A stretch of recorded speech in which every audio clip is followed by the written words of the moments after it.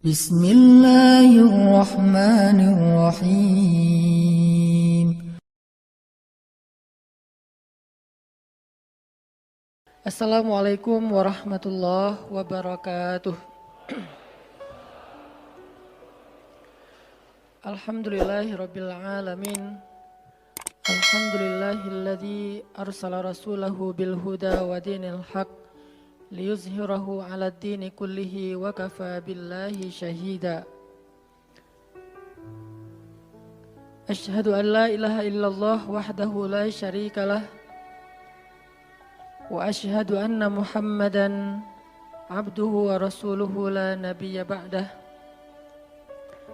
Allahumma salli wa sallim wa barik ala sayyidina wa habibina wa nabiyyina Muhammad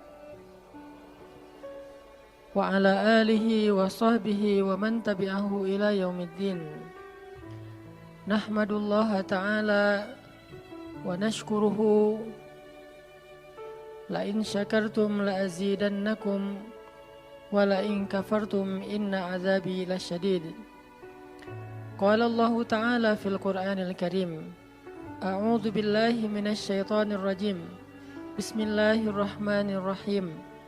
Wal 'asr innal insana lafi khusr illal ladzina amanu wa 'amilus shalihat wa tawasaw bil haqq wa tawasaw bis sabr. Wa qala ta'ala,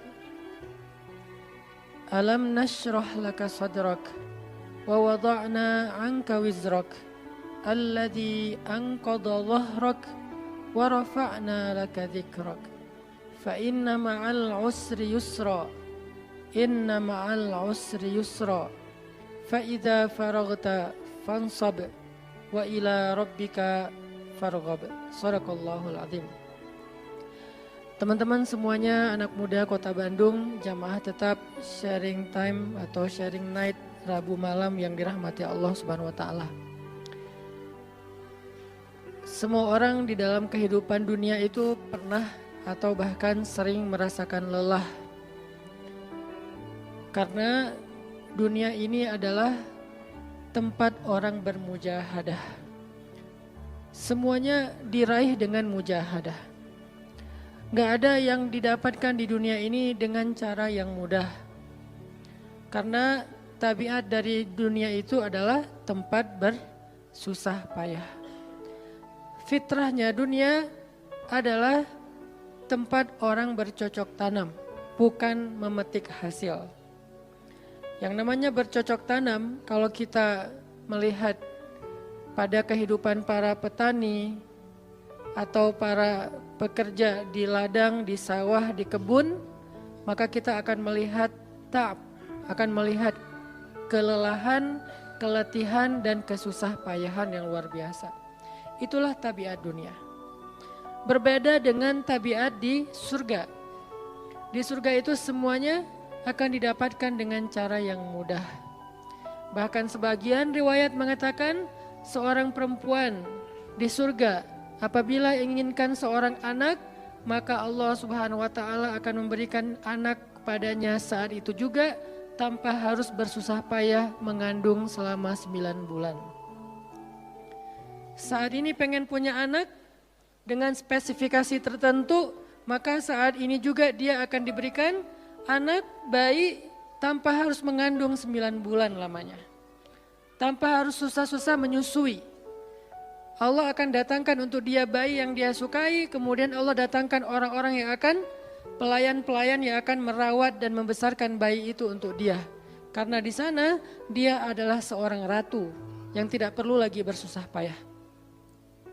Di surga itu ketika seseorang menginginkan makanan, maka Allah Subhanahu wa taala mendatangkan untuknya makanan dengan cara yang sangat mudah.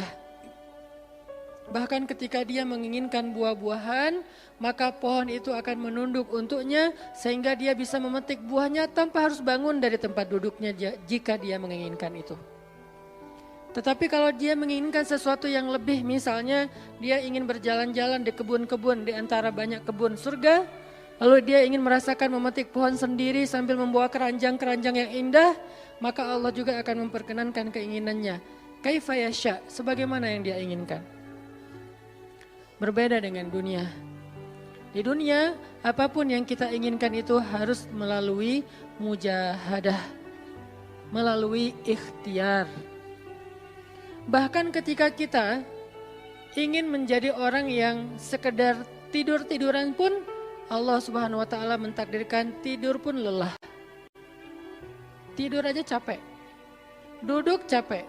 Ada orang yang duduknya capek akhirnya dia berdiri. Ya, ada orang yang capek berdiri akhirnya pengen duduk. Kapan duduknya capek pengen berdiri? Salah satu yang sering saya alamin itu kalau lagi naik pesawat. Apalagi pesawat penerbangan 9 jam, 10 jam itu pasti capek banget duduknya tuh. Sehingga kita menginginkan seandainya ada uang kita pengen duduk di kelas bisnis. Tapi karena nggak mampu membeli tiket yang 3 kali lipat lebih mahal di kelas bisnis, ya nggak apa-apa lah di kelas yang biasa ekonomi. Tapi ketika lelah 4 jam, 5 jam pesawat berjalan itu udah luar biasa lelahnya, akhirnya berdiri mondar-mandir di antara lorong pesawat. Artinya duduk aja capek. Nggak ngapa-ngapain, suruh duduk doang. Nggak seperti orang dulu yang berangkat haji atau umroh naik kapal, lewat darat, pas sampai di laut naik kapal dengan ontanya, dengan kudanya. Orang dulu mencari ilmu itu dengan mujahadah yang luar biasa. Dengan naik onta berminggu-minggu, ini naik pesawat cuma 9 jam, capek. Yang nggak ada guncangan, biasanya guncangannya cuma pas di awal sama pas mau landing doang. Di atas udah jarang ada guncangan karena dengan ketinggian tertentu dan pesawatnya besar. Tapi itu juga capek. Naik kereta coba, dari Jawa ke Bandung misalnya. Sebutlah dari Semarang, dari Malang, dari Surabaya naik kereta. 10 jam, itu aja capek. Nggak usah jauh-jauh, Bandung Jakarta aja 3,5 jam, itu pun capek. Atau kita naik mobil, nggak perlu nyetir, pakai online, duduk aja di belakang atau di sebelahnya si driver, perjalanan setengah jam dari tempat kerja kita ke rumah atau dari rumah ke tempat kerja, ke kampus, ke sekolah gitu, itu aja capek. Artinya dunia itu emang kayak gitu tabiatnya teman-teman. Tabiat dari dunia itu adalah lelah. Sehingga kalau ada orang yang menghindari capek dengan tidak ngapa-ngapain, itu hal yang agak klise dan naif. Bagaimana dia bisa menghindari lelah? Bagaimana dia bisa menghindari ta'ab? Bagaimana dia bisa menghindari bosan? Bagaimana dia bisa menghindari dalam keadaan susah payah? Sedangkan dia masih berada di sebuah tempat, bumi, dunia yang tabiatnya memang tempat bersusah payah dan lelah. Satu-satunya cara menghindari lelah yang tidak perlu lagi bersusah payah itu hanyalah masuk surga. Tetapi kan itu tidak terjadi sekarang, kita harus meninggal dulu dan kita belum mau.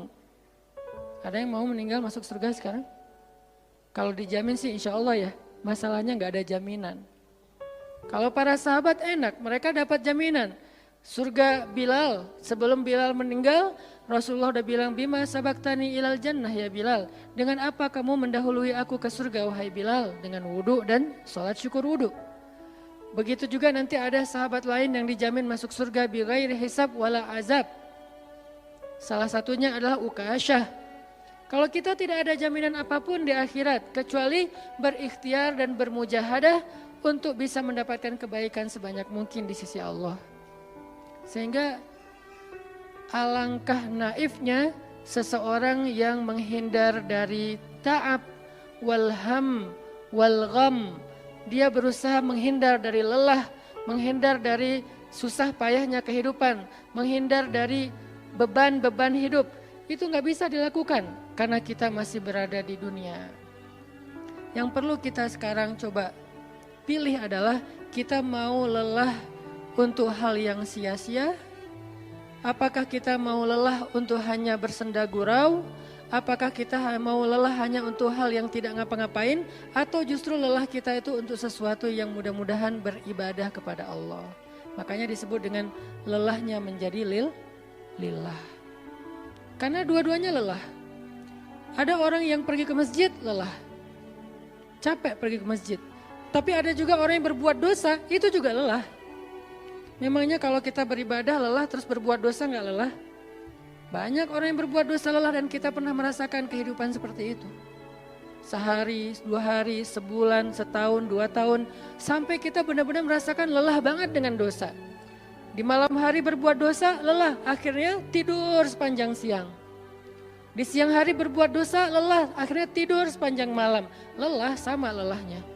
Antara orang yang beribadah dengan orang yang bermaksiat, itu sama lelahnya. Bedanya apa? Yang satu, lelahnya akan diganjar, dibalas oleh Allah dengan kebaikan dunia dan akhirat. Yang satu lagi, lelahnya hanya akan disudahi dengan penyesalan. Sama-sama lelah.